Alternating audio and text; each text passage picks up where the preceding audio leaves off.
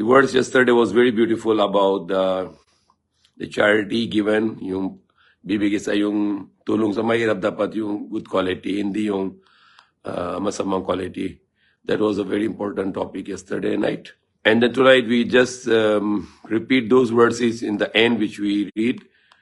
We says about the shaitan, the devil, he promised for the poverty. Like kung gusto ninyo na, gusto tayo na gamit yung pera para sa tulong sa yung mga kailangan, yung mga mahirap. Ano sabi ng devil, the shaitan, wag na kayo nagastos, baka mahirap kayo. So that is yung style ng devil, na yung satanas.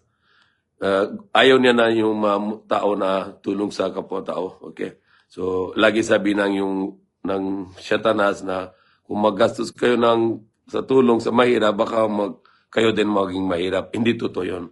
Dahil sabi ni Prophet Muhammad SAW, kung ilan ka ng gastos mo sa daanan ng Allah, bigay mo sa mahirap na laging tulong, hindi bawas yung kayamanan. Okay, the Prophet said that, I guarantee you that when you spend the wealth in the way of Allah to help the poor, your money will never be lessened. Hindi bawas yung kayamanan kung tulong sa kapwa-tao. Okay, hindi lang sa Muslim, sa lahat ng tao dapat tayo Muslim na magtulong sa lahat ng tao.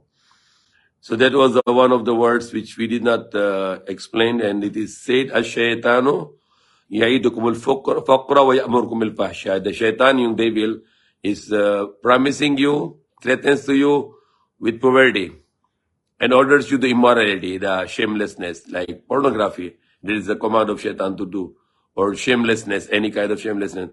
Wallahu ya'idukum maghfirah, and Allah is promising you the forgiveness from Himself, wa fadla, and bounty. Unlimited bounty. Allahu wasi'un alim, and Allah is all-encompassing, all-knowing. Yu'til hikmata man yasha wa man yu'tal hikmata faqad utiya khairan kathira wa ma yadhakkaru illa ulul albab. And Allah is the one give the hikmah, the wisdom, to whom He will, and whoever Allah give the hikmah, then he get the great bounty, he get the great khair, the great goodness, he got it. Wa ma yadhakkaru illa ulul albab.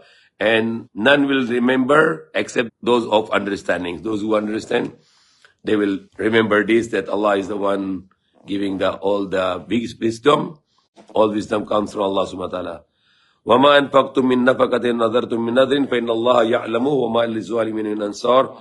And whatever you spend, ano yung gastos ninyo para sa Allah, sa tulong sa tao, or make vows, yung vows na katulad na may kailangan ka na para kay Allah, tapos magdua ka na kung ito na nangyari, magtulong ka sa mahirap o pagkain ka sa mahirap. So nadar is called the vow.